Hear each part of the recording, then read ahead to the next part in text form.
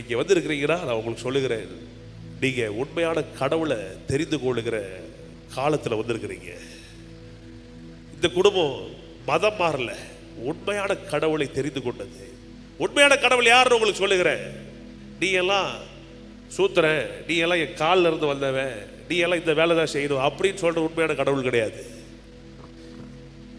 துண்டை எடுத்து இடுப்பில் கட்டிட்டு போய் சீடர்களுடைய காலை கழுவுனாரா இயேசு. இவர் தான் உண்மையான கடவுள். உங்களுக்கு தெரியுமா இயேசு ஏன் உண்மையான கடவுள் சொல்றோன்ட்டு? இந்த ஜாதி என் தலையில இருந்து வந்துச்சு, இது என் தொடையில இருந்து வந்துச்சு, இது என் காலில் இருந்து வந்துச்சுன்னு சொல்றது உண்மையான கடவுளா இருக்க முடியாதுங்க. ஜாதி மறுப்பு பேசுகிறோம், ஆனால் திரும்பி திரும்பி போய் சனாதனத்தை தானே போய் பின்பற்றிட்டு கொண்டு இருக்கிறோம். உண்மையான கடவுள் யார் தெரியுமா? இயேசு. ஏன்? அவரு தான் தன்னைத்தானே மனுஷனுக்காய் கொடுத்தவர், தன்னைத்தானே இந்த மனித குலத்துக்காய் கொடுத்தவர்.